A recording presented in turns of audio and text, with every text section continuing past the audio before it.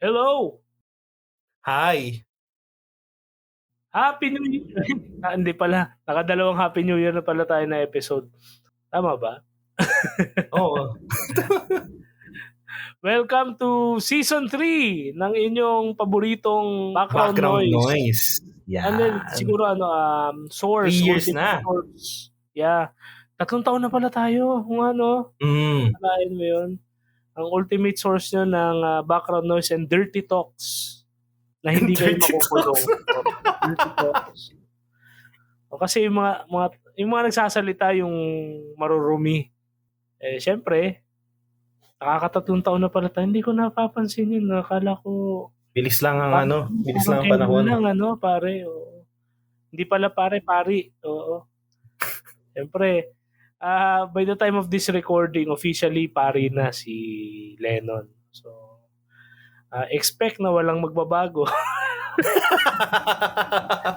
Malasubas pa rin naman ako. And, pero mas mas mga pakakaabangan ninyo ng mga topics. Hopefully, sa ating season 3 ng paboritong podcast or yung pang-10 paborito ninyong podcast na Pilipino.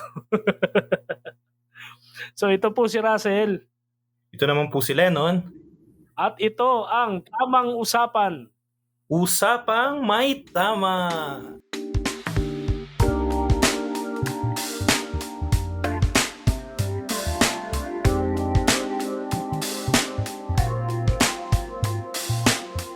Yan.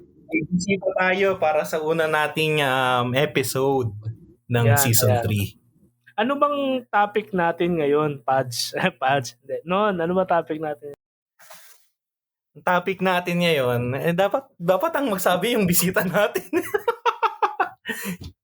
Well, kasi syempre, ang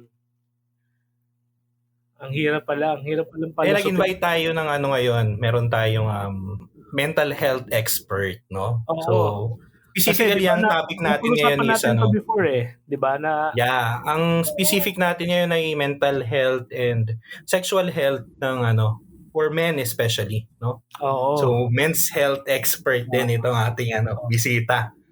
So, menstrual health ba ang tawag dito? Ano bang So, we are joined tonight or today ng aming one of the 5, no? Yung aming kababata na ngayon ay nagpapakadalubhasa sa field ng psikolohiya. He's currently taking up his doctorate and he just finished last year, no? Tama ba, pare? Last year just finished his master's in psychology. So if there's master ka na pala. Yeah, master talaga to. Kaya mahilig sa pagmamaster ito ng topics. So syempre, dahil nga naman mental health, isa naman sa advocacy ng podcast na to, nabuo to ng 2020 something. Kailan ba? 2022 ba to? 2022. Bobo ko sa math . Nung nabuo to, isa sa mga main advocacies nun is mental health, no? Yung integral health, holistic health, how to care for one's health, one's body, one's mind, one's spirit. So, of course, as Catholics, di ba? And sino ba yung mas makaka-shed ng light dito? Kundi yung mga taong yun ang pinag-aaralan. Yun naman naging thrust namin ni Lennon since nag-start din. We are inviting subject matter experts para dito. So, hindi ko na patatagalin sa aming minamahal na bisita, sa aming master. Would you like to introduce yourself or ako pa o ano ba? And go, he left the chat. Hindi, joke lang. Please, pre, go. Yes, good evening everyone. Good evening and good morning kung samang panig kayo ng mundo. Ano ba sa China? Bumago ba sa China? Malay mo may mga OFW na ikinig sa atin. Anong oras ba sa China ngayon? Teka, search ko muna anong oras sa China. Teka lang, ha? China, Philippines, para mabati time. naman natin yun. So sa China, sa Beijing, ano ngayon? 11:00 ng gabi. Ay, 11:00 Hindi din. ko din. Parehas Unti lang na lost difference. Mm. Ano na, pakilala ka na. So ako ba sisimulan? Pangalan mo. Oo. So ako si Luke Giuseppe T. Brofar. Yun, nabanggit naman ni Russell kanina, currently na nagte-take up ng doctorate in philosophy, major in educational psychology. So, Meron bang psychology na hindi educational? Like, puro kabalbalan lang? Hindi naman. Hindi ganun yan. Yung atin ata. hindi, maraming field ng psychology. Okay. Merong clinical, may abnormal, industrial, organizational, engineering, psychology meron din. So, akala ko, psychology, ikaw na bahala kung saan ka magtatrabaho. Parang philosophy lang yan, di ba? Merong expert sa Oriental philosophy, German philosophy, Western, gano'n. So, same din sa... so, more on sa education, as sa education field, like on teaching, on counseling, parang gano'n. Kasi ang tinake ko sa masters, dalawa. Isang Master of Science in Clinical Psychology. Tapos, hindi, one after another. Tapos, after nun, nag-MA ako ng Educational Management. Dalawa. So, mama ka na. MA na yun eh. Mama. Master na. So, literal na master ka na talaga, ha? Ganon ka bangis, ha? Sa mga nakikinig dito, ganon ka bangis ang set ng mga kaibigan namin. No? Kami, mama. Ito, master. Mama na to. Dalawa yung masters. At malapit na maging Doc Luke, di ba? Oo. Doc, baka naman Dr. pwede. LGD. LGTV. LGTV ito. Ito kaibigan namin. Narinig nyo na, pakilala sa kanina. So, ayun, yung ikukonsulta sana namin sa iyo, Doc, yung Nahirapan ba si Russell itanong eh? Hindi, nandito pa rin tayo sa January. So, January to eh. So, January, February. It's still part of us starting the year, right? Kaya, during the new year, meron tayong special guest. Ang pinag-usapan natin dun is more on career progression, pursuing your goals, pursuing your passion. With Jane. With Jane. Tapos, hindi ko alam, coincidence lang to, pero parang close yata sila nung resource person natin ngayon. Hindi ko alam. Pero, itong last episode, New Year, New Me, more on internal naman to. So, after pursuit of passion, ito naman more on self-inventory, no? Checking oneself, yung valuation system natin and everything. Yung how we are perceiving things, yung foresight, no? Foresight, hindsight, no? Insight natin, yung capacity natin. And kaya ito, dinadagdagan natin, pinapalakas natin with mental health again. Time and time again, lagi siyang relevant na topic. So, pero dahil, siyempre, we have discussed much naman sa usapang babae with our special guest, with Doc Joyce, International Women's Month, sa season 1. Women's Health? Tapos yung Women's Health na sa ibang sa ibang podcast na lang pakinggan nyo kasi baka makulong kami. Ito naman, sa men's health na lang tayo, no? So, as men, ano ba yung tinatawag natin na healthy masculinity, no? Yung the interior life na tinatawag natin sa Catholic spirituality.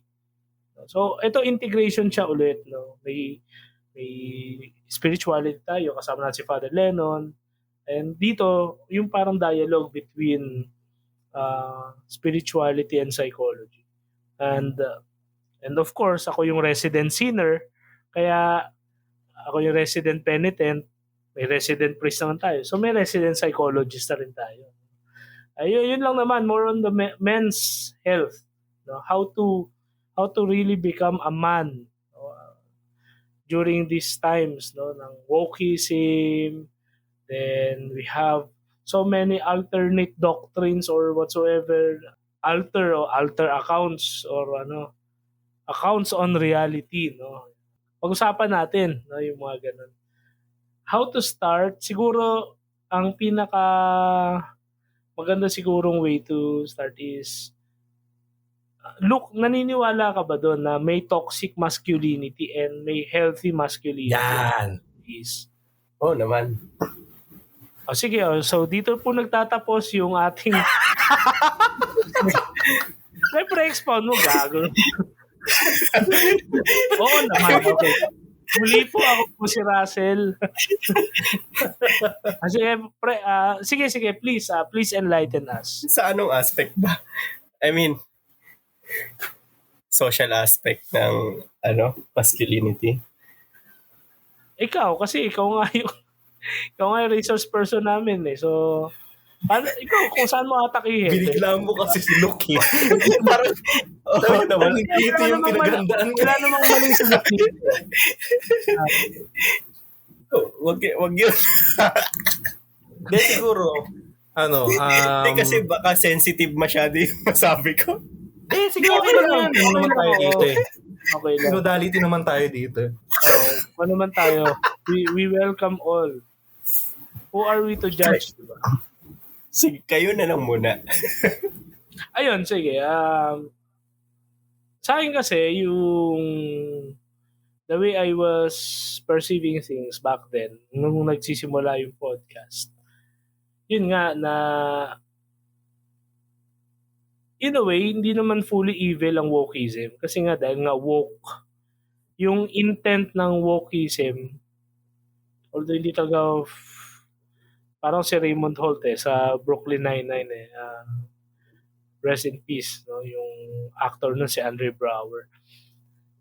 Dapat awake Pero yung intent nga niya is to awaken people that there are certain belief or value systems na kailangan mas scrutinize. So, i-review lang, no? Sa tingin ko yun talagang balanced perspective on being quote-unquote woke. We put these values or belief systems into question. Hindi siya automatically to cancel, no? But just to ask, why?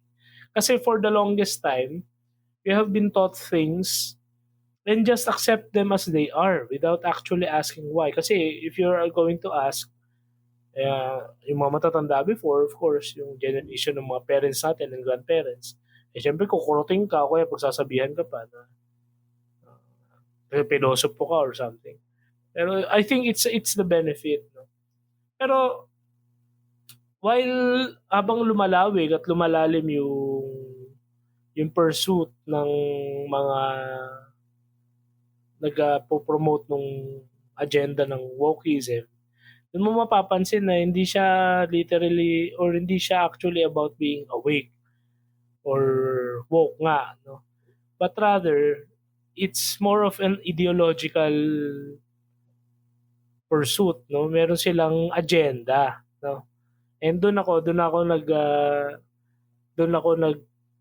set ng line, no? Kapag hindi na dialogical, hindi diabolical. Hindi na dialogical yung approach, hindi na objective, hindi na philosophical. Stable naman ako sa belief systems. Parang ganon. So, during the time, as a background, yun nga yung nabanggit ko. But during the time, I was actually curious about what is masculinity nga ba, no? Kasi yung parang masculinity na sinasabi ng wokeism is almost tantamount to misogyny. Parang o chauvinism ba tawag yun? Yung machismo.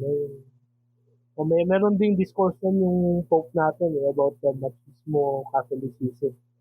Dapat lang hindi daw machismo. Something like this. So, parang dati yung salitang macho, it's the ideal man na macho kasi malakas and strong siya physically, strong siya mentally. So it's the ideal man. Pero ngayon pag sinabi macho, machismo, parang manyakis and sarado ang isip and ano pa ba? Alam ko kasi sebo de macho pag pinahid mo sa peklat mawawala Pero kala kung saan kinabahan ako, peklat pala. sa peklat. So in a way, I can say na in a way, totoo din naman. And hindi ko naman yun hindi naman din matigas ang mukha ko para hindi yan. Meron talagang misogyny. Pero I think it's not tantamount to masculinity. So again, possible and totoo, may toxic talagang approach sa masculinity. And merong healthier siguro. Pero sa akin kasi ang healthy kasi hindi siya bago supposedly. If we are just to really go back to the basics, if we are just to really live out kung ano yung pamantayan, kasi may iniwan naman ang scriptures di ba? May teachings naman ng church di ba? Meron naman tinuro sa about being a man, no? So if we can just be faithful, I think it's the healthiest way.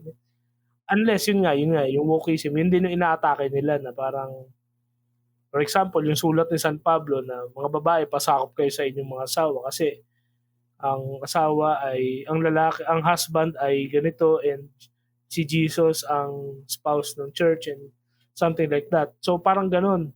Ay hindi, kasi dapat strong independent. Doon ako na doon medyo ako doon.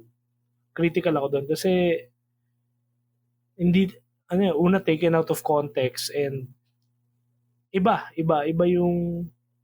talaga pag may foundations ka rin kasi talaga ng catechism So yun yung akin. Ikaw ba nun? Siguro isa sa magandang pag-usapan para sa men's health na rin, no? At saka para talagang dito opine ang ating bisita na si Doc Luke. Nung sa araw kasi, may nagtanong sa akin na isang kabataang lalaki, no? So sabi niya sa akin, ang masturbation ba na laging na-associate sa mga kalalakihan especially, ay lagi ba siyang objective na kasalanan? Objective ba siya na mali? No? So, sabihin ng iba na the very act ay proof ng toxic masculinity kasi nga you objectify women, etc. no? So, ano ba yung sa tingin ng gawin natin sakto kasi yung last episode natin ay about conscience So, itong ating episode ngayon gawin natin na sayaw ng psychology. Tapos, syempre, papasok tayo ng konti sa catechism, no? Tao si Russell sa experiential. Hindi lang sa masturbation maraming bagay pa na may kinalaman sa pang-araw-araw na buhay ng mga lalaki sa ating moral choices, no? So, Luke, ano bang sa tingin mo dito sa na to? Ano bang sinasabi ng psychology dito sa topic na ito? Siguro kung doon muna sa sa toxic masculinity, may tatlo kasing pumapasok sa utak ko either yung first is yung objectification ng women kasi dumarami ngayon yung kalakalan ng pita ng laman. Tapos pangalawa is yung parang nililimit ng society yung kakayahan ng men. Parang boys will be boys, girls will be girls. So, pagka men ka, dapat ito lang yung sa'yo. And for women, hanggang dito lang. No? Hindi, parang wala tayong, parang sa feminism lang din yan. No? Wala kayong karapatang magsalita regarding sa body namin kasi hindi kayo babae. Pero, hindi. Meron din minsan men na expert on, let's say, sa basta gets nyo naman na yung Gynecologist, di ba? Oh, yung rector ko sa seminaryo, ano yun eh. Obigay niya yun eh, bago nagpare. Talaga ba? Seryoso to? Preo ng gagago ka lang? Father Eugene Lopez. So, OFM Capuchin. Yeah. Naging provincial na yun. Obigay niya yun, pare. For the longest time. Adult vocation yun nung pumasok na siya. So, he knows. He knows his way around women. Tapos yung yung parang may target na pagka men ka at gantong age, kailangan makapag-provide ka sa family, ganun. So, nandun yung pressure ng society. I mean, yun yung toxic masculinity na up until now parang applied, hindi naman applied, pero yun pa rin na nakikita na mostly, especially dito sa Philippines.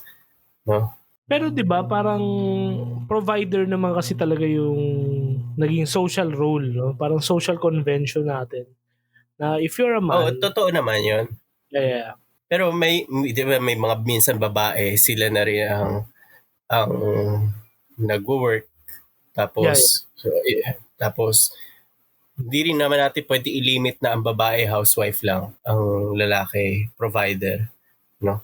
Siguro ideally, yung ganda yun. Kaso nga maganda yan. Natin ngayon, parang imposible na siya, no? Except kung talagang privileged kayo na kaya ng sweldo nung lalaki, nung tatay, para maging provider siya, tapos housemaker yung kanyang asawa.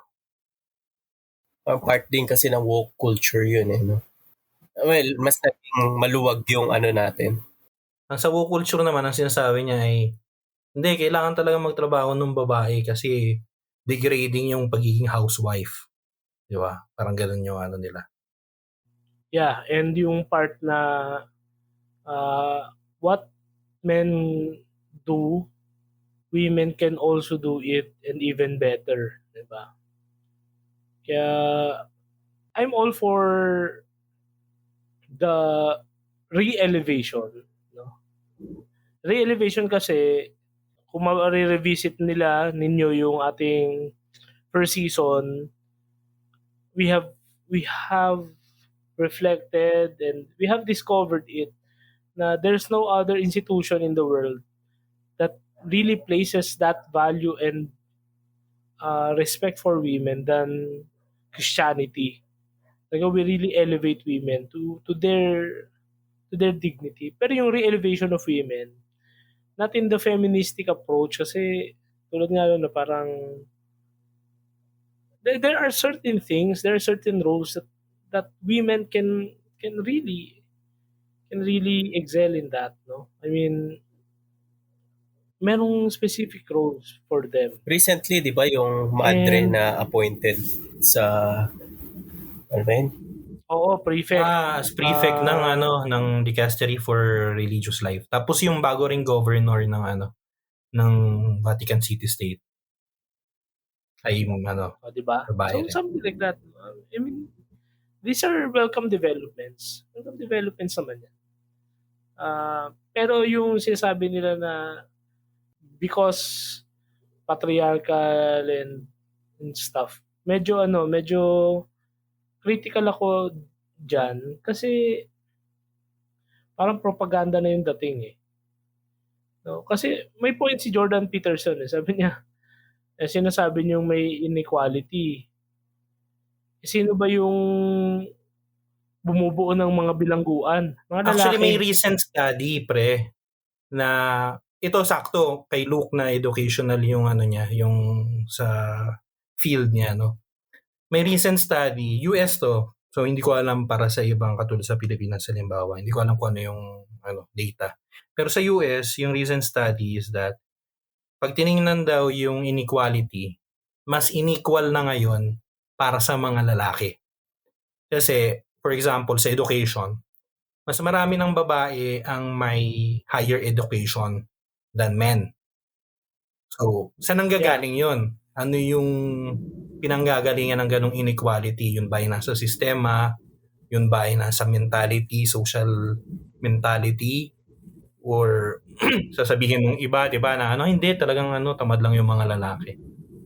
Pero meron din nagsasabi na, ewan ko kayo, mag-comment kayo dito, pero yung recent na parang investigation research, no, na sa mismong sa mismong style, no, ng pagtuturo, sa pedagogical style, ay medyo na raw, discriminating na against men. Kasi yung mga lalaki, mas tayo mas gusto natin yung binibigyan tayo ng mission, yung binibigyan tayo ng gagawin, di ba? Sa mga babae, mas effective sa kanila yung magbabasa ka tapos i-share mo kung ano yung reflection doon. Paano mo na-receive, no, yung inaral halimbawa. So, dun sa study na yon, binasa nila yung isang libro, yung tawag dito, anong libro yon? Yung may grupo ng mga bata na tumira sila dun sa isang island, tapos Lord of the Mosquitoes ba yon? Basta yung tumira sa isang island hanggang sa naging anarchy. Anyways, pinabasa yon sa kanila. Dun sa group ng mga babae, effective yung after magbasa, round table, tapos anong mo dito sa character na ito? Sharing ng emotions. Sa mga lalaki, mas effective yung, okay, gumawa kayo ngayon ng model nitong island. So, kung tutusin, kung titingnan natin yung model ng education, ito alam nyo to, kung pumasok yung seminary, mas ini-emphasize yung magtipon-tipon tayo, tapos anong naramdaman mo? Paano mo yan? That's true. Discriminating kaya kasi yun? Sa religious formation, ganyan ang approach sa kung familiar ka noon sa Sojourn, when I was there, ganyan yung approach, yung mga big group sharing, and I'm saying it's there, hindi naman siya bad, no? Pero yeah, it's true. Actually, it's true.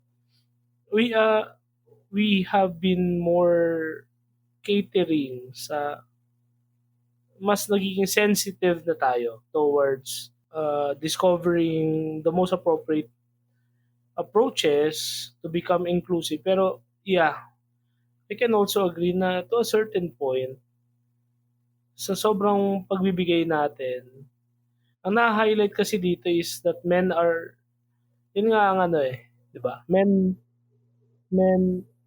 are physically superior, no? And it's being taken in a very bad light. Pero if we just simply subscribe or adhere to biology, to basic anatomy, it has been that way. No? Kasi nga, yung anong tawag dito? Yung prehistoric, ano bang tawag natin? Primitive, no? Primitive ages na, it's the role of the men, no? To hunt or to gather, no? To sustain, to provide for the tribe, for the pack, or for the group, for the family. And that's specifically true kasi based on just observation, the laws being passed, again, these are welcome developments, pero in a way, favoring sila sa kababaihan. No? Yung mga batas, no, ng halimbawa, sinasabi natin na it's inclusive, pero halimbawa dito sa Pilipinas, merong Safe Spaces Act.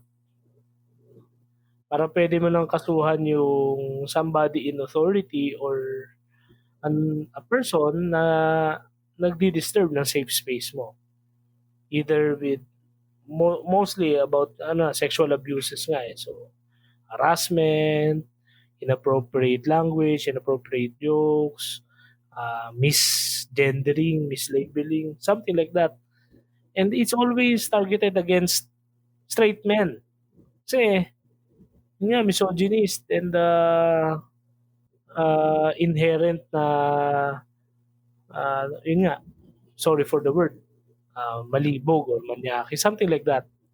Tapos, we have the Magna Carta or yung law natin for women and children na it's really unfair in a way, no? In a way, it's unfair for men. Bakit? Kasi the court can take the word of the complainant, nung plaintiff ba tawag doon.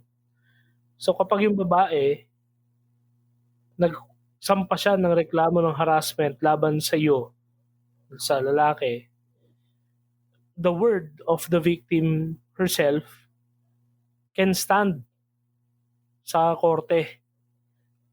So, yeah, agree. Yung parang nakaside sa mga babae. And the problem here is, yes, it creates a more just, hopefully, just society. Pero yung sinasabi nila na may inequality, sa tingin ko, the inequality now is towards men. Sa US, classic example, yung mga divorce courts. Ang mga korte, nakadesign yan para maningil ng alimony sa mga lalaki. Diba? Kaya dahil nga sa divorce, yan ang kaya isang practical na against divorce sa Pilipinas. Kasi iba talaga kasi yung kultura natin, Pinoy.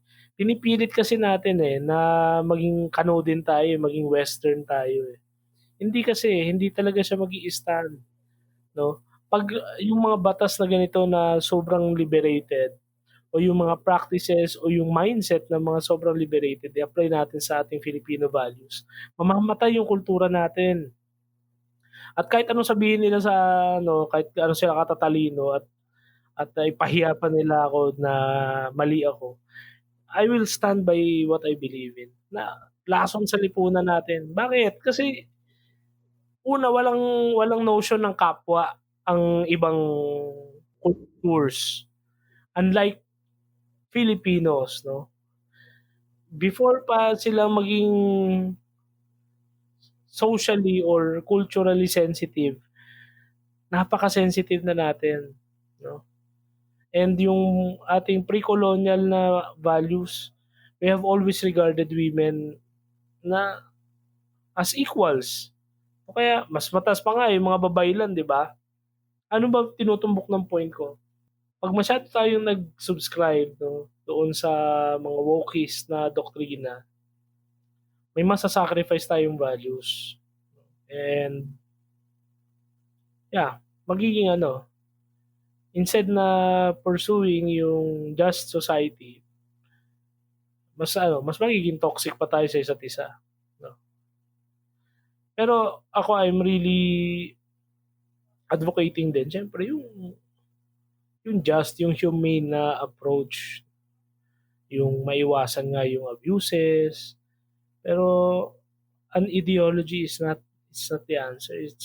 I really believe it all boils down to education, proper education, and really strict enforcement of the law. Hindi siya sa propagandization, hindi sa demonization ng mga kalalakihan. At the end of the day, pag mayroong mga biktima ng harassment o pang-aabuso, yung mga pulis na manghuhuli, most of them, mga lalaki pa rin yun. Yung mga abogado na maglalaban para sa karapatang pantao, most of them are still men. Diba? And they have these values. They're also adhering to the highest ethical standards. So yun yung ko doon. Naligaw na ba tayo? Ayun, yung sa second point, yung second point pala, yung to be more na lang.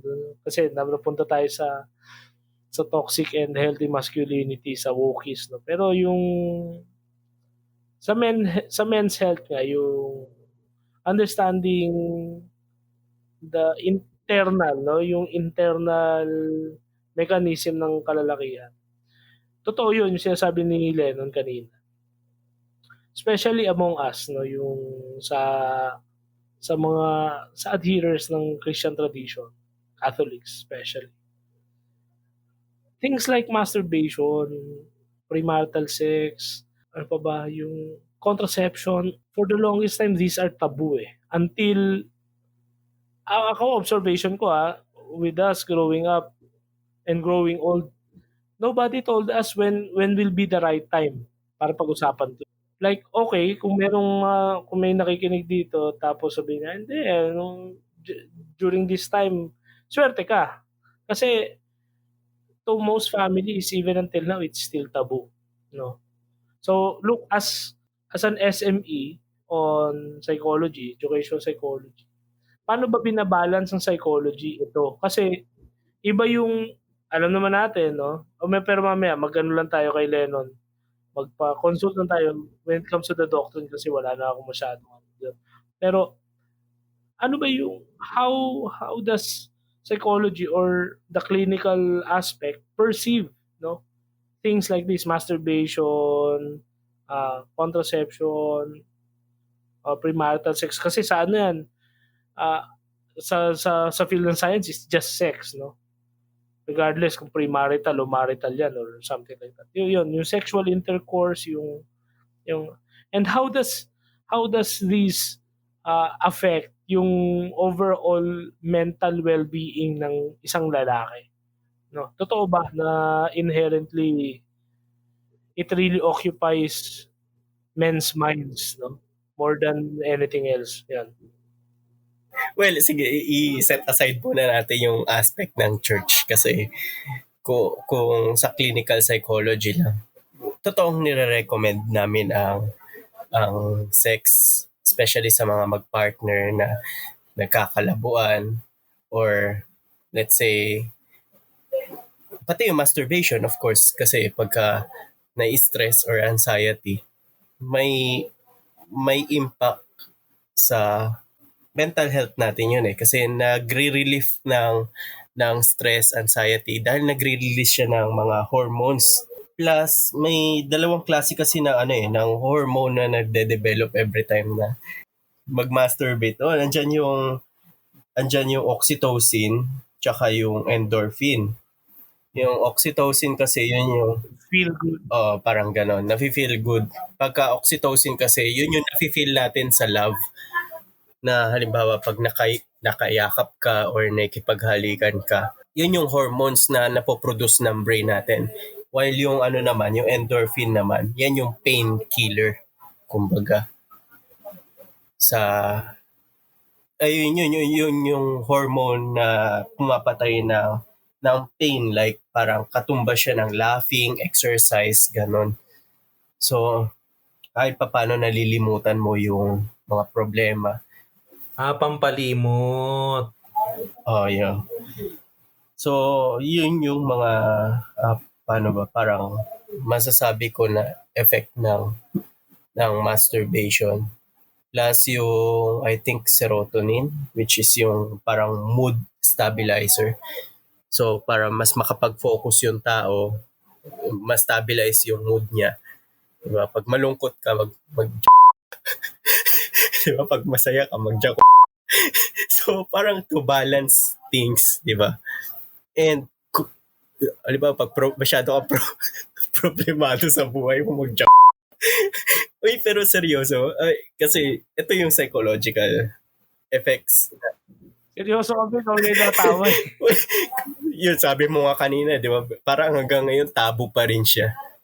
And sensitive for us Filipinos. Kasi hindi pa uso sa atin yung shower eh. Parang, mo pa rin. Hindi joke. Ang hirap i-reconcile na nagsiserve ka sa simbahan, tapos i-recommend mo yung mga ganitong klase ng activities. No? Nire-recommend nyo talaga sa pasyente Ito sa totoo lang kasi Like clinically, ipiprescribe nyo siya. Like halimbawa, example lang kasi nga ako nga doon sa experiential. So, halimbawa, dudulog ako sa'yo in an official session, then may point talaga na ipe-prescribe mo na siguro Sel, dahil very stressed ka, you have to do this every day or something like that. depende sa klase ng Or hindi problema. naman. Kung halimbawa ang problema niya is longing for a partner. Diba? Siguro may Okay. mga So kung sometimes masakit lang lalapit na ngipin ko, hindi mo sobrang let's say single tapos longing for partner,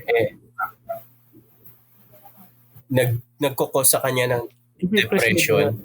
So depression. parang hindi naman directly pero parang ganun na rin sasabihin mo na rin na you better na masturbate ka na lang. Or yun, halimbawa, yung mga, let's say, mga rapist. So, instead of touching others, I'll touch myself na lang. Talaga? Kasi hindi ba parang bumabalik yun doon sa kaso ng toxic masculinity na objectification ng women? Kasi ewan ko kung aware kayo, nung one time kasi nagkakakwento kami ni Doc Joyce, may binabanggit siya tungkol yung hindi ko rin ma-gets kaya hindi ko mapapaliwanag maayos. Yung tinatawag niyang incel. Yun daw yung mga involuntary celibates, especially lalaki, no? So walang girlfriend, walang ano. Tapos parang parang sa loob-loob na parang dinedemand nila na karapatan nila na magkaroon ng sexual experience. Parang ganun. Hindi ko siya ma-explain na maayos. Pero hindi kaya, yung tanong ko ay, hindi kaya yung ganito ay parang bumabalik lang din tayo dun sa objectification ng women. So, nagiging toxic masculinity lang din ulit.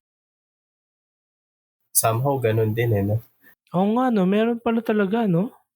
Search mo ngayon. Yeah, sabi dito, who define themselves as unable to find a romantic or sexual partner despite desiring one, and who may blame, objectify, and denigrate women and girls as a result. Grabe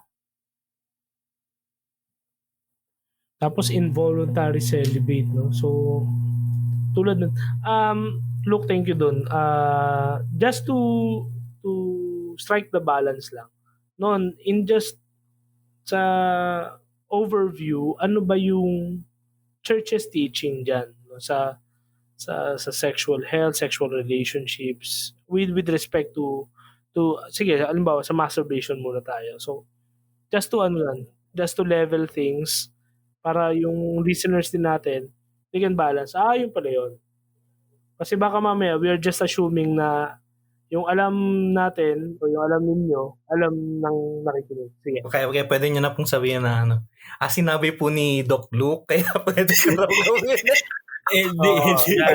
Pwede nyo na siyang i-quote doon sa para pag naumpisal kayo, sabihin nyo lang. Pero sa katuruan ng simbahan, sa catechism, no? So, specific nating case yung ngayon, yung sa masturbation. Masturbation in itself is a inherently evil act, no? So, bakit siya inherently evil act? Kasi ito biblical to, galing ito dun sa ewan ko, si Russell mas may alam nito yung tungkol kay Onan, di ba? So, ang tawag dati sa onanism, yun yung tawag dati sa masturbation. Itong sa kwento nung kay Onan, no? So, alam naman, hindi, syempre hindi ninyo alam. Pero sa tradisyon ng mga Hudyo nung araw, kapag yung isang lalaki ay namatay at wala siyang anak, yung kapatid niya na mas bata, i-assume yung role ng asawa. yung asawa, yung role ng asawa para yung magiging anak nila ngayon nung asawa ng kuya niya, kumbaga, ay legally magiging anak ng kuya niya na namatay, no? So, sa ngayon hindi natin magigets yun kasi iba yung tradition sa atin So, wala tayong ganong idea. So, itong si Onan, gano'n nangyari sa kapatid niya, namatay, walang anak. So, i-assume niya ngayon yung role ng kuya niya as asawa nung asawa, no? And then, nandun na sila, nagkaroon ng sexual act and everything else. Pero at the last moment, nagbago isip niya. So, to use a very vulgar term, no? So, pinutok niya sa labas. So, I mean, doon nang galing ngayon yung onanism, no? It's an act of self-gratification. So, in and of itself, it's inherently evil because it's not open to life, no? Tapos isa pang argument actually, traditional argument is that hindi ka naman kasi makakapag-masturbate nang wala kang ini-imagine. At kadalasan, kapag nag-imagine, ngayon, sa case natin ngayon, may pinapanood ka. Kadalasan, pag may ini-imagine ka o may pinapanood ka, you objectify sa lagay natin mga lalaki, the woman na nandun sa video or nandun sa imagination mo, no? So, you objectify. Kaya nakakadagdag din yun doon sa gravity of sin. However, may punto yung mga sinasabi ni Lu kanina. Kasi you have to also consider the psychological aspects. For example, ikaw ay habitual na hindi ka na nakakatulog kapag ka hindi mo kinukutingting ang iyong jackstone. So, yun ba ay may tuturing pang kasalanan? So, hindi. Kasi siya tawag doon na psychological na yun psychosomatic na yun So, wala na yung free will mo kasi para maturing na kasalanan, dapat nandun yung deliberate, yung free will mo, dapat yung buo yung knowledge mo doon sa ginagawa mo. No?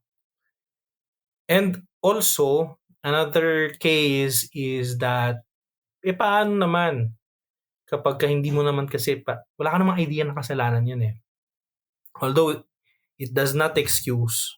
Ignorance of the law does not excuse. Pero katulad nung pinag-usapan natin last week sa conscience is king. So, kung ano sasabihin ng konsensya mo, yun. Ang trabaho mo, dapat ma-inform mo yung konsensya mo para maging tama siya. Para sabihin niya yung tama.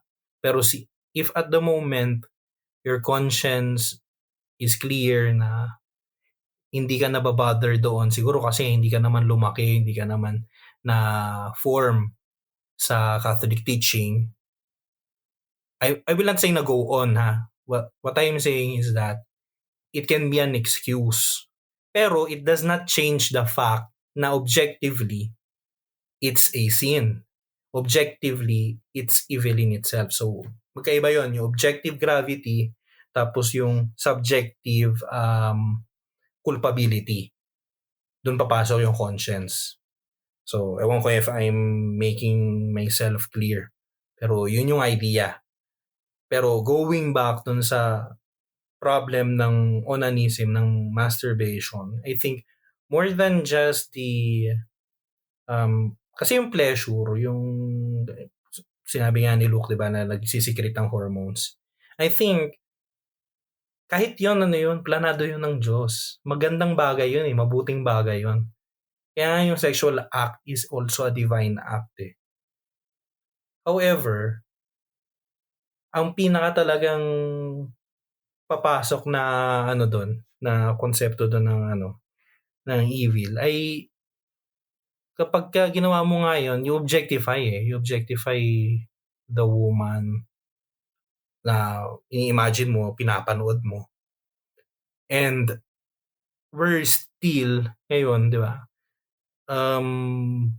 mas nagiging violent pa nga minsan yung mga ino-offer sa atin ng media. So siguro yun din kailangan yun i-consider. Pero kung meron talagang yan yung mga sinabi kanina ni Luke ng mga cases, no? It's always person to person case basis kasi iba-iba tayo Hindi ko pwedeng i-justify yung sarili ko. Hindi ko pwedeng i-condemn ka. No? You can only talk with God, you personally, about your moral problems. About this, ito, maganda yung inaano kanina ni Luke. Kasi we know that Luke is a an expert, no? Psychology expert siya. But at the same time, si Luke ay a committed Catholic. So paano mo 'yun binabalance, Luke? Yung yung kailangan mong tapos mayroon ka ring yung Catholic teachings, 'di ba? How do you balance it? Actually, yung gusto ko itanong kasi 'di ba?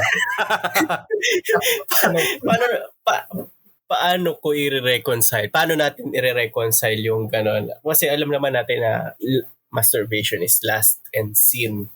No? Pero at the same time kasi it helps din sa body.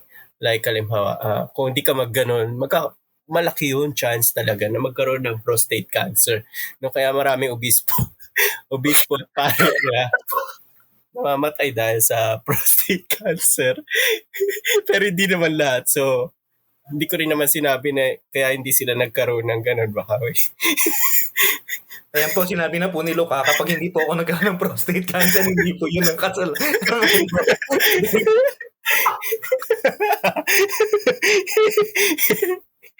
Kumakain ng papaya. Do the logic na lang sa mga listeners. Totoo yun, teka. Yung papaya. Hindi pa nagkakasakit yung taong to.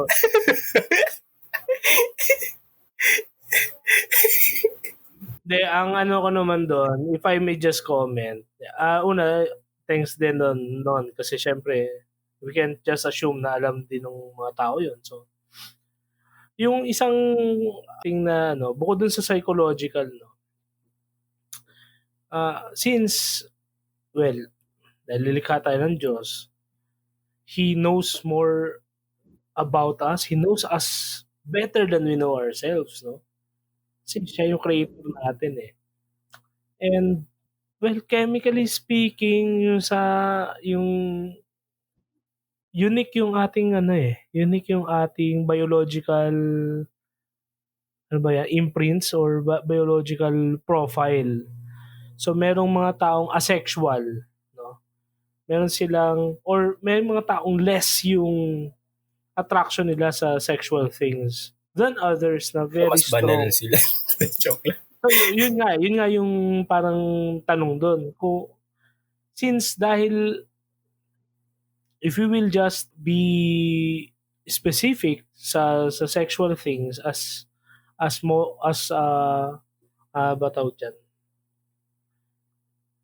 tenets ba, facet for holiness or sanctity, paano yung mga yun yung pinaka-struggle nila, di ba? Kasi hindi naman tayo pare-parehas eh. So merong hindi talaga sila interested sa ganun. Actually, parang so tulad psychology look, di ba? Halimbawa, medyo asexual or gearing towards that spectrum yung client mo. Sasabihan mo ba siya hindi mo i-prescribe yun sa kanya. You will prescribe a different activity method or activity to address yung anxiety o yung depression niya. Something like that. Ganun din yung binabalanse ng moral theology ng 'di ba noon? Parang yep. Comment lang. So please. Parang gusto ko mag-stand as devil's advocate. I mean, nag-i-stand ako dito as devil's advocate kasi halimbawa, may mga tao kasi na parang masasabi natin sexual addict, no? Na may part kasi sa development ng bata na let's say nagkaroon ng oral fixation or kasi merong stages oral, phallic, latency, genital, doon na de-develop yung ni Freud. Yes, ni Sigmund Freud. Ano yan, Luke? Isang mabilisang paliwanag dyan sa fixing. Oh yeah, please. Para sa mga audience. Let's say yung mostly sa mga naninigarilyo or thumbs up or mga let's say paano ba hindi magiging sensitive to mga mahilig sa oral sex, no? Nagkaroon sila ng fixation sa oral stage nila nung bata. No, pwedeng suppress sila sa paggamit suppress sa pagpapasuso sa kanila. So, hinahanap-hanap nila yung ganoon na up until adult stage nila. So, mahirap tanggalin yon. And yun, parang paano natin ko-consider yun? Kasi syempre sa simbahan, di ba?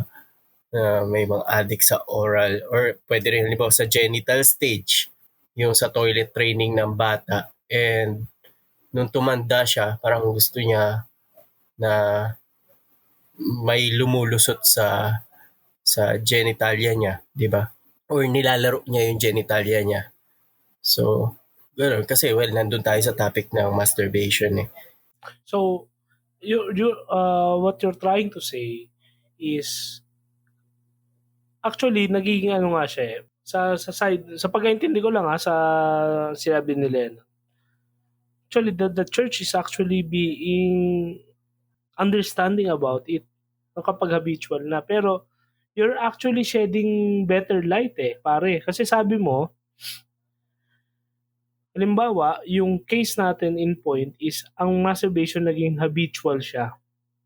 So, merong ino-offer ang psychology na explanation. And that is probably sa Freudian psychology, sa Freudian psychoanalysis, it's an unresolved fixation or issue during the earliest o the early stages nung psychosexual stages tulad ng if it's phallic stage, oral stage, anal stage, or genital stage.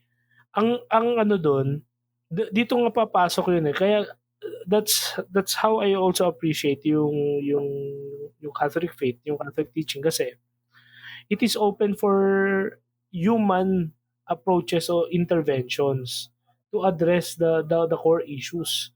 So, of course, confession is just an avenue, for the spiritual intervention. Pero to really address the root of these issues, nandyan ang psychology.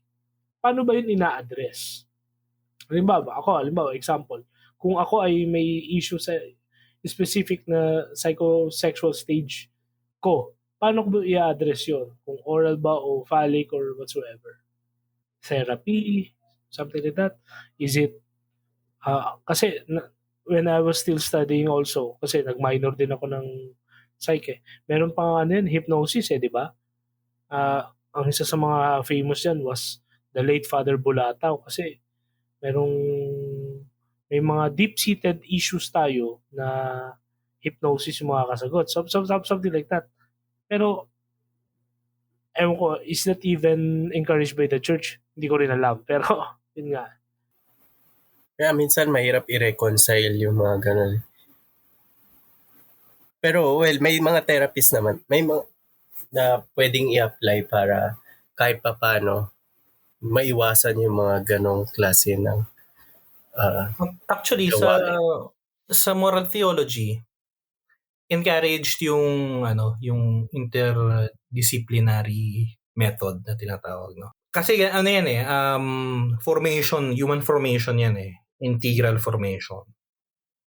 Yung sa confession, sa spiritual, of course as a confessor, ako pagka nagkumpisal ka sa akin, nagsabi ka na I have committed this, I have masturbated, I have objectified women. Of course, I have to also be objective dun sa aking pag-advise sa'yo, no?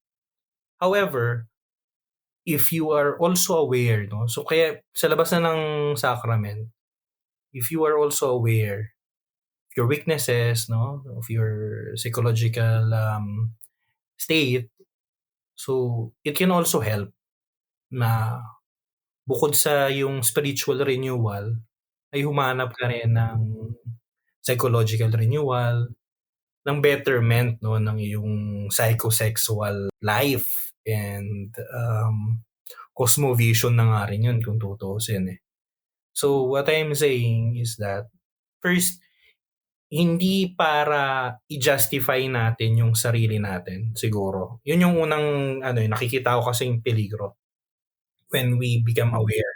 Yun ang danger Yung danger. Yun ang danger kasi magiging na siya magiging justification na kasi I have this issue, Father, kaya actually, dapat, I have this issue, so, kailangan kong gumawa ng paraan paano ko i-resolve yung issue, di ba? Ganun yun. Hindi yung, I have this issue, kaya wala na akong magagawa. Ganun lang, bira na lang ng bira, di ba? Kailangan gumawa ka ng paraan paano mo i-resolve ngayon yung issue. And you have multiple avenues of help available to you if you just reach out, no? O kung hindi ka maka-reach out, kung may kilala kang hindi maka-reach out, as a friend, you help your friend, no? Na maka-reach out siya to sa mga avenues na to para sa psychological help, spiritual help. Spiritual help, hindi lang confession eh. May spiritual direction din eh. Baka kailangan niya ng spiritual direction. Iniisip ko lang kasi parang, di ba, mangumpisal tayo tapos ulitin din naman ulit yung kasalanan. So parang ginagawa mo na lang, niloloko mo na lang ang Diyos nun.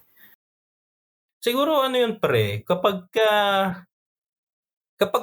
ganun yung mindset mo, I mean yung mindset mo ay pagkakumpisal mo pa lang, bago ka pa magkumpisal, ang mindset mo na ay, okay, after 2 weeks, kakasala ako, magkumpisal lang ako. Siguro yun. Kasi, I mean, yung paulit-ulit yung pagkakasala natin, that's human. Ulit-ulit ka na babagsak. Minsan sa pare-parehong kasalanan. That's human. And that's something na nagpapakita nung glory ng Diyos, no? Na yung mercy niya. Na kahit paulit-ulit ka, ganun ka katanga, ganun ka kagago, pero minamahal ka pa rin niya. Pero, kapag before ka pa lumapit sa confessional, tapos nasa isip mo na, okay, 2 weeks validity. Tapos babalik na lang ulit ako sa confession.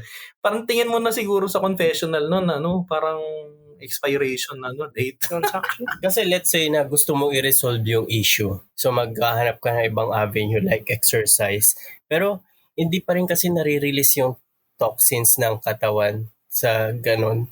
I mean, may ibang kahit kumain ka ng let's say ng papaya para di ba mabawasan yung let's say yung lipog. Seryoso ba? Totoo ba yun? Look, ikaw may makakasagot niyan. Totoo ba yun? Nakakabawas ba talaga ang papaya? Oo. Oo, ng libido. Pero hindi naman ibig sabihin na mawala yung libog mo, kundi nagkakaroon lang, nalulusan lang yung interest mo on that certain moment. Para siyang kabaligtaran ng yan, yung tinitake nilang gamot ng Viagra, ganon. Parang ganon. Ngumingiti si Russell. Anong experiential mo, sir? Siguro, ang comment ko dyan, kasi yeah, I can resonate, no? I mean, sa papaya? In spite of myself. Kasi usapang lalaki naman to. And probably, other people are listening here and they're saying, ay, finally somebody has said it. Una, sige, isa-isahin ko. Yung sa papaya, hindi ko alam, no? Hindi ako fan ng papaya eh. Kasi, syempre, mahal din. Tapos, sa novitiate naman, nung nasa novitiate, wala rin bira papaya doon. Ang effective sa akin is maligo. Maligo?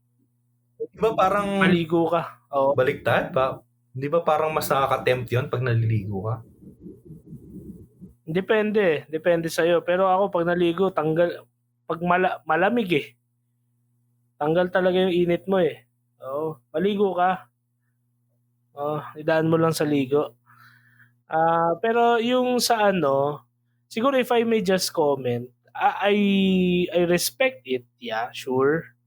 Yung how we understand the sacrament of reconciliation. Kasi personal thing yan eh. So, even if it's a sacrament, it's something that it's being received personally. Medyo nakalinya ako dun sa ni Lennon na hindi naman kasi talaga tayo perfect, no?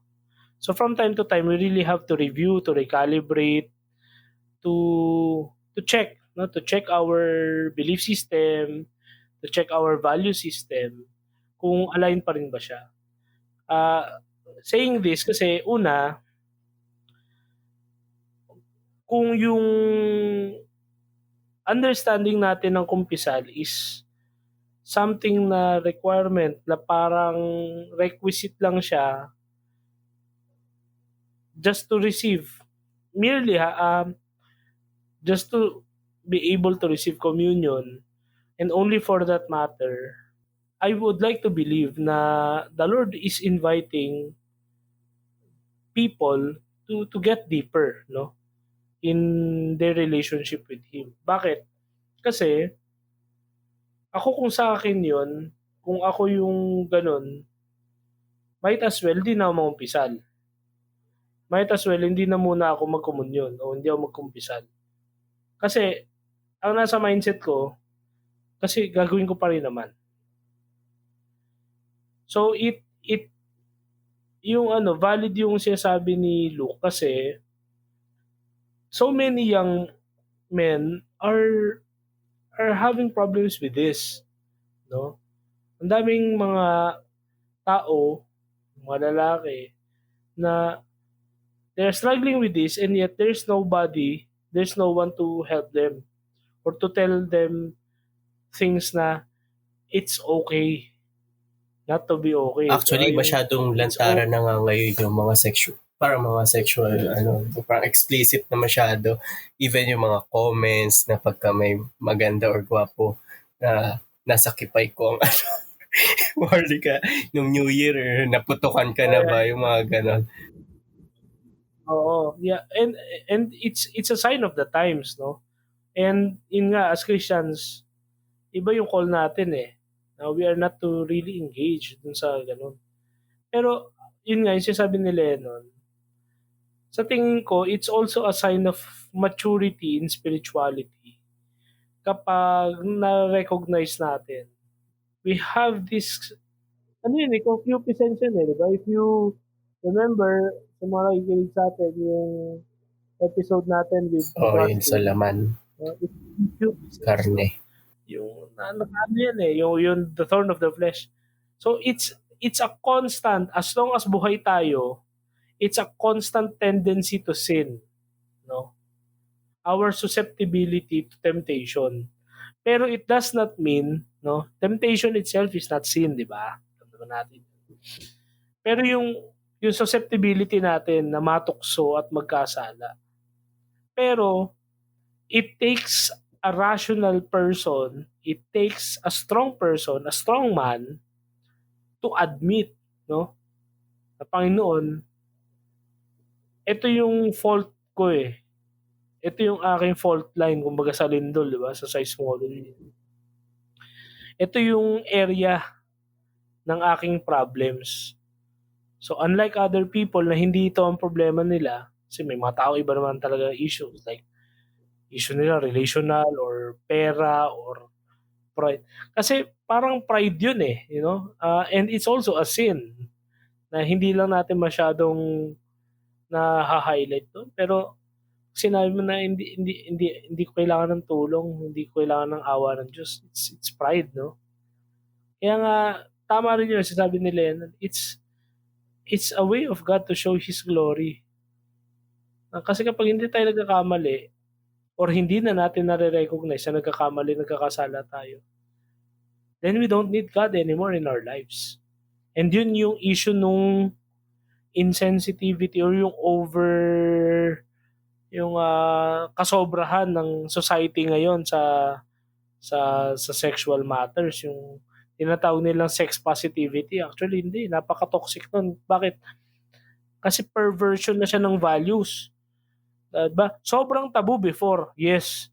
Ngayon, dahil hindi na siya tabu, edi hypersexuality, thank you.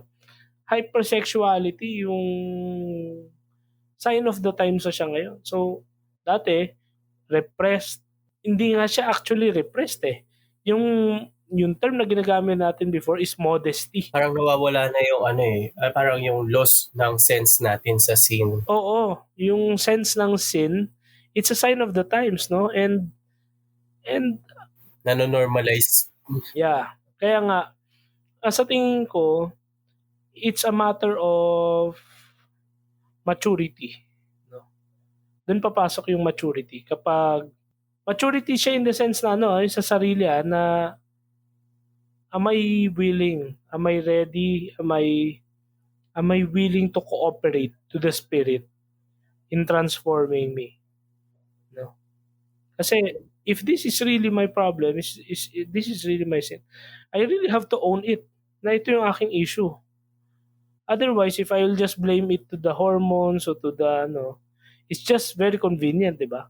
But if I'm going to own it, teka, I really have to do something. Kaya tama siya sabi ni Luke kanina na I'll confess. Yeah, sure. I'll go to confession.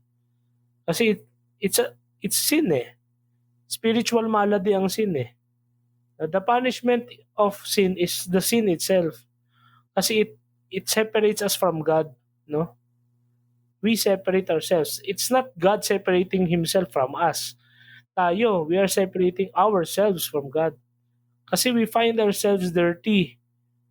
We find ourselves unworthy, unacceptable of Him, di ba? And yet, nandyan available, constantly available yung sacrament for us to come back to Him. So it's a matter of maturity to admit na we're actually constantly susceptible na magkasala. And to come back to Him is another thing.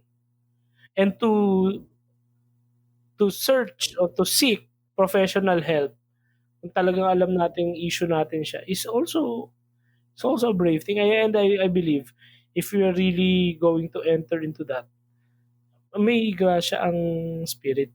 Yung sa isang part naman, ang comment ko lang doon, ba exercise. Totoo yun, yung sinasabi ni Luke, based on experience. Hindi rin madali yung exercise kasi nakakatamad din yan eh. No? Pero kung sa pag-release, medyo kukontra ako doon kasi yung pawis itself, it releases the toxins. So doon lang sa part na yon. Pero yung part na exercise will not help. Actually, it helps. It helps una, distraction. It will distract you from doing. Helps, pero may certain stress hormones kasi na hindi nare-release through exercise lang. Ang ano ba nun, Luke, talagang through sexual activity lang nare-release yung stress hormones na yun? Or parang yung love hormone, I mean, mas kilala na. Yung oxytocin. Oxytocin. Yung oxytocin hindi siya nalalabas sa exercise. Oo. Kasi need mo ng, kumbaga, parang partner. Na para ma-release mo yung mga single. Yun kaya yun, nagiging avenue talaga ang masturbation. Pero ang comment ko lang, it's just so wonderful na. Ang nafa-fascinate lang tuloy ako lalo how God designed sex to be a very beautiful thing. Yung oxytocin na sinasabi nila, kaya ko lang natutunan yan eh. Imagine mo, if you are having sex with somebody you really love, and you are inside a blessed union, and you are doing a very wonderful thing, di ba nagre-release ka ng isang napaka-wonderful din na bagay? Yung oxytocin na sinasabi. Na-fascinate na ako na. Meron pa pala. Sorry, nagkulang lang ako. Kasi yung oxytocin... Kasi Luke, nagkukulang ka kasi. Pwede rin siya makuha actually sa pag-aalaga ng baby, ng hayop. No? Okay. So, kaya minsan may mga pare na may alaga silang pusa or aso. No? Pag-alaga nga rin ng pusa. Nahalik-halikan nila yung pusa nila, yung aso nila, niyayakap nila, nakikipaglaro sila. So, doon nakakapag-release din ng oxytocin ng katawan. This is very scientific. No? Ako naman, sa ko dyan, ang take ko dyan, sana may mga may mag-usbong na charisms na iyan ang ina-address. Kasi sign of the times na rin naman yan eh. Na wounded talaga tayo sexually. Most of us, I think, I can say even seminarians or priests or religious, most of us may mga traumas tayo no? Psychological trauma na it affects, no? It affects our ministry, it affects how we conduct our affairs. So I think it will help, no?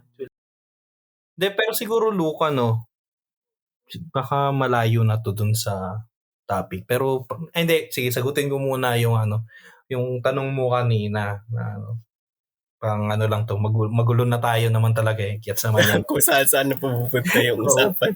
Kung saan. Hindi, siguro yung tanong mo kanina na how do you reconcile it niya na yung profession mo ay yan yung inaano sa'yo, yung sinasabi sa'yo, kumbaga, na i-recommend mo sa mga pasyente mo. But at the same time, as a committed Catholic, you know the catechism, you know the doctrines of the church. Paano mo yun ma-reconcile? Ang naalala ko dyan, meron akong isang kabatch, lawyer siya. Tatrabaho siya sa korte. Parang taga sulat ba ng mga resolution, di ba? Tapos sabi niya sa akin, nagkwento siya na ilang beses na raw na parang nagpilitan siya na mag-release ng decision na against the conscience niya. Mare, alam niya na na inosente yung tao, pero sinabi nung judge, hindi, ikulong mo, ilagay mo dyan na guilty. Wala siyang magagawa. Or alam niya na guilty, pero dahil mayaman daw yung as parang nakipagkasunduan sa judge, sabihin ng judge na hindi, anuhin mo dyan na hindi guilty.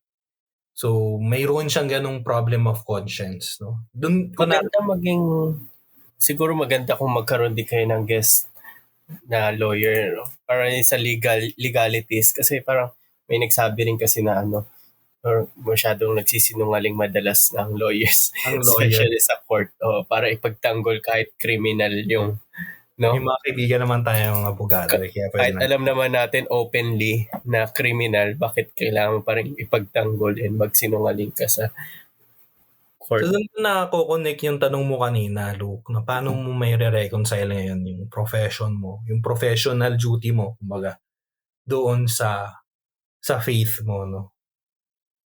Siguro, babalik lang ako sa dyan, dalawang words, discernment, tapos conscience, no? So, tingnan mo rin sa, you have to discern din, no, sa sarili mo. First, yun ba ang pinaka-up dun sa tao na yon? Baka naman kasi mayroon pang ibang pwede kang parang siguro last resort na yun. Pag talagang wala na talagang ma-recommend. Pero marami naman din. Kasi kung may ma-recommend, baka yun lang yung pinaka-easiest, di ba? Pero kung meron naman pala, why not, di ba? Tapos yung conscience mo rin, na do you see it na when you do it that you are guilty? Kasi medyo mas mahirap yun na question. Kasi parang magiging accomplish ka sa scene pagka sinabi, ako directly, kung halimbawa kaharap ko ang pasyente, sabihin ko lang. Ano na, ang mga pasyente mo, mga seminarista, mga mother. Ito, baka off topic din to. At saka, feeling ko makakasama to dahil patapos na tayo Pero, as a professional, so agree ka dun sa panukalang batas ng tawag dito, child protection kasi. Of course, maling-mali yun. Pero ang dami sa field namin, especially sa Psychological Association of the Philippines, na pro talaga sila sa CSE. Dahil dun sa medical benefits. Oo, mga teenage pregnancy, ganyan. Pero matagal na tayong may mga ganyan. Halimbawa, yung RH bill, matagal nang naipasa, bakit until now hindi pa rin natin halos maramdaman. Tsaka sisirain mo yung morality ng bata I mean, the young age, tuturo mo agad yung... Ang dami na nating batas. The problem is with the implementation. Bakit? Isa sa mga sakit natin, una, sino? Yun yung pinaka-fundamental na tanong eh. Sino mag-implement? At kapag in-implement ba namin to, may dagdag ba kaming sahod? Kasi added task yan eh. Wala kang i-create na bagong department. Ang dami talaga natin batas sa totoo lang. At sa karamihan ng mga batas natin, magaganda yung iba. Pero wala talagang implementation. Ang akin naman dyan, pre, tingin ko more than promoting, no, yung wala namang masama sa sexual education, no, kasi we are sexual beings eh. Pero more than promoting sexual activity, promiscuity, masturbation, para makapigil lang doon sa teenage pregnancy, siguro dapat puntahan natin yung mismong root cause. At may sexual, bakit may teenage pregnancy? Exactly. Kasi doon, hypersexuality. Napaka-hypersexualize ng natin, ng kultura natin. Sabihin nila, nakakatawa nga minsan yung pang mga singers halimbawa na sasabi nila na feminist daw sila, na galit sila sa misogynism, sa patriarchy. Pero yung mga lyrics nila, hypersexualized. Tapos mayroon pang choreography na hypersexualized. Tapos nanonormalize yun. Tapos you have politicians na green jokes there, green jokes dito. Objectifying women dito. Tapos papalakpakan lang natin. Tapos pupuwet natin si tatay. Di ba? Kailangan punahan natin yung mismong root cause eh. Na-justify pa natin. So talagang it all boils down to education sa values natin. I think grabe yung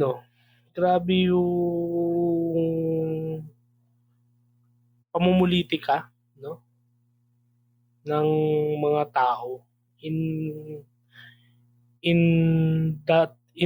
to the point na ang dami na nasasagasaan na values natin. So wala for the votes, for the fame, pero yung genuine na care sa tao, wala kasi if our leaders can only just be more discerning, ang dami ng mechanisms, and we have been more sensitive na, no? Kaya nga to the point na hypersexual na tayo. So sa tingin ko ganun, instead na mag-explore palabas, mas kailangan natin tumingin sa loob natin. We introspect, we review our existing policies, our curriculum. Curriculum kasi ang problema sa curriculum natin, hindi magaling, matatag. Alam mo yun, nasa education yun. Hindi kasi, di ba, ang mga adjectives na naka-associate sa curriculum, sa education, dapat excellent, diba? Excellent, mahusay, magaling, diba? Ang matatag ginagamit yan sa bahay, sa DPWH, mas bagay yan, diba? Sa tulay, sa building, yan ang matatag, diba? Hindi yan pwede sa curriculum. Ang curriculum dapat mahusay, mahusay ang pagkakagawa, pinag-isipan, diba? Pwede yun pinag-isipan curriculum, diba? Matatag kasi pang semento yan pang pader. Ewan ko, comment ko talaga yun. I mean, educator din naman ako, so may konting lisensya ako to comment. Pero it's just that na ang dami nating missed opportunity so far to review our values. So yan natin yan. Siguro sa 1.5 hours na tayo, any closing or synthesis, no? Sige, we start with Luke. Siya naman ang ating guest How do you, Yeah. ating Ang guest. expert ng men's health. Pero I would like to siguro this will not be the last. Siguro it will be the first of many consultations or discussions dito. Episodic pa na to. Oo, kasi wala si Brother Francis. Para sana may insights din siya. Oo. Ano yun? Expert ng theology of the body yun ni John Paul II eh. Sabi nga, paano ka makakapag-jobs kung nakatingin ka lang sa pader. Oo, yun yung mga magagandang mga insights nun eh. Kaya hindi ko may susunod pa tayong episode nito. Sige, Luke. Synthesis? Wala ako maisip na synthesis eh. Ano? Ano mo lang, yung sa toxic masculinity, closing sexual, final thoughts. Okay. Sige. May maganda sinabi kanina si Russell na maganda na alam natin kung ano ba yung problema sa sarili natin. Kasi better talaga na nare-recognize natin yung sariling issues natin para pagka every time na magdadasal tayo, masabi natin na Panginoon, tulungan mo kung baguhin tong yung gusto mong itumbok na baguhin na paulit-ulit mong ginagawa sa sarili mo. Yun lang. Gusto ko si Luke mag-synthesize talagang synthesis talaga. One-liner. Talaga sininsin talaga. Pero yung sinasabi ni Luke, wala akong kopya ngayon nung prayer book namin eh. Pero meron kasi may prayer nung to help, anong English nun, parang to help to little progress each day, di ba? Yung yun yung sinasabi ng, alam mo pareho kayo nung guest namin nung nakaraan, yun din yung nagustuhan niya. Yan sinasabi nung venerable namin ni Vigolongo, Majorino Vigolongo, little progress each day. Pero yung sinasabi ko, yung sa namin, sa libro namin, sa prayer book namin, may prayer doon na to help overcome one's parang persistent defect or basta yung alam mo na lagi mong kinahuhulugan ng kasalanan, kumbaga. So doon ko nakikita yun. Susunod i-share ko sa inyo kapag nakahanap ako ng English na version kasi wala ako ngayon dito eh. Pero yung awareness nga na meron kang persistent na defect na ito yung lagi ko. Dito ako laging nahuhulog. Dito lagi yung nagko-commit ako ng kasalanan. When we are aware of it, first, may dalawang yan eh, pagka-aware ka eh. It's either you're just aware tapos, wala eh, yun to ako eh. Part yan ng pagkatao ko eh. Which is wrong para sa akin kasi ang essence ng humanity, hindi naman kasama kasalanan dun eh. Kaya nga yung incarnation, di ba? Jesus became man and embraced all of our humanity except sin. Bakit except sin? Kasi hindi naman kasama sa pagkatao natin yung kasalanan eh. Extra lang yun. So ngayon, mali yung ganun thinking. Yung second way of thinking is that, okay, ito yung lagi kong ito yung weaknesses ko, ito yung aking laging defects. So, how can I solve it? Through, hindi yung bukas na, converted na ako, wala na akong perfect na ako. Pero yun nga, yung little progress each day, no? Kada pagbalik mo ng confessional, at least meron kang will, no? Meron kang ginagawa para magkaroon ka ng progress, hindi yung babalik ka lang din sa simula. Tapos, okay lang, kung umpisal ko na lang ulit. Kasi wrong thinking naman yun, di ba? Parang ginawa mo namang yung umpisalan. Parang vending machine, di ba? So, huwag natin gawing vending machine yung kumpisalan. Order ka ng isang Coke, tapos babalik ka na lang pag nauuhaw ka.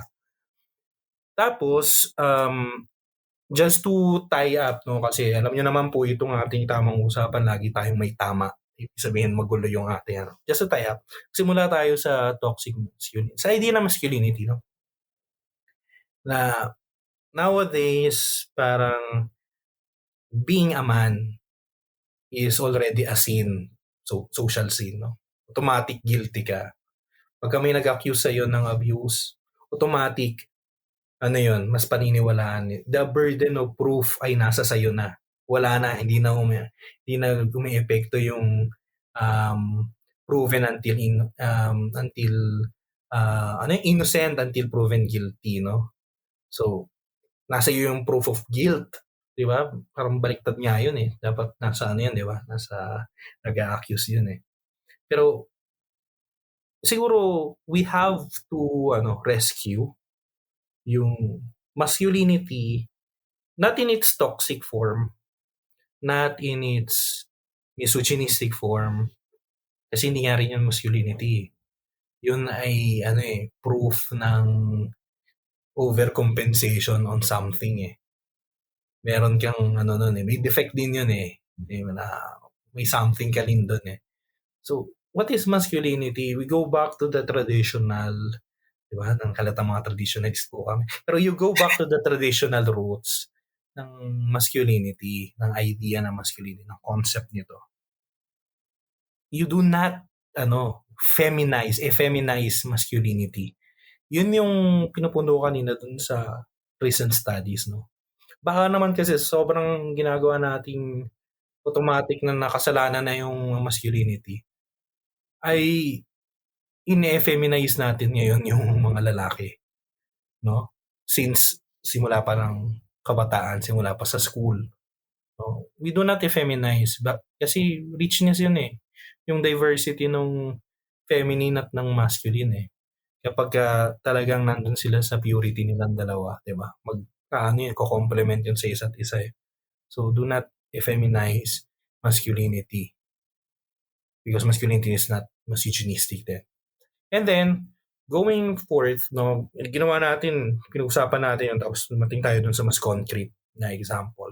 Sa health, sexual health. Especially, yung maraming mga kalalakihan na, especially kasi mas malaking question to dun sa mga committed Catholics na you have the urge of the flesh, yun yung term natin, di ba? Yung sa masturbation, yung sa sexual activity. And then you are also aware of the teachings of the church. Just want to remind you, may punto si Lou kanina, it can help medically, but also you have to be aware that it is objectively evil. So, what matters now is the formation of your conscience. How do you form your conscience, no? So, I'm not condemning you kung ginagawa mo yun. Pero tingnan mo kung paano mo i-form yung conscience mo about that. Baka naman kasi, yun nga, nagbigay sila kanina ng mga magagandang mga other avenues para ma-release yung mga hormones na yun, di ba? Na we have to release naman talaga once in a while, no? So, yan, dyan ko tapusin yung aking synthesis. Pupunta tayo ngayon dun sa tao na laging nagre-release ng kanyang mga happy hormones. Regular. Okay. Well, kung na-enjoy po ninyo ang usapang ito, please feel free to share your comments or insights. Since available naman itong ating episode sa mga major podcast platforms, sa Spotify, sa Google and Apple Podcasts, we are providing comment boxes para sa inyong comments or suggestions. You may also would like to visit us sa website namin, tamangusapanpod.com, or sa aming email, tamangusapanpodcast@gmail.com. So yes, isang productive na episode na naman, and it's just fitting. It's a very good opening para sa ating third season. 3 taon na tayo nagkukwentuhan. Hopefully, mas makisangkot kayo sa ating usapan. sisikapin din namin ni Lennon na mag-invite pa ng mga iba't ibang mga resource persons para sa mga specific topics, especially sa mga napapanahon o mga laging relevant. Kaya kung meron kayong suggestion kung anong gusto nyo pag-usapan at ma-address natin, sikapin namin aralin din at sikapin namin mag-invite ng mga appropriate na resource persons para doon. Sa akin naman, gusto ko lang i-release sa inyong lahat ang aking aking pasasalamat, no? At since tayo ngayon, no, nandito na sa season 3. And special thanks sa aming mabuting kaibigan. Matagal namin silang niyayaya, at least nakapagyaya na kami na isa, si Luke. Dr. Luke. Palakpakan Mama. natin. Thank you, Luke. Thank you, Luke. Oh. Mama Luke Mama Luke muna. muna. Mama Luke. Alala ko naman si Mama Luke. Luke, doc na yung namin sa'yo. And ano pa ba? Ang dami na nilang sinabi, so hindi na ako magdadagdag doon. Kaya, again, thank you very much kay Luke. Thank you kay Lennon sa kanyang guidance. And we hope to talk to you again soon. And sa mga nakikinig, magkasama-sama tayo ulit sa sa susunod na episode. So, muli, ito po si Russell. Ito naman po si Lennon. At ito naman po si Luke. At ito ang Tamang Usapan. Usapang may tama. Maraming salamat po sa lahat. Yan, Yeah. i-release nyo na po.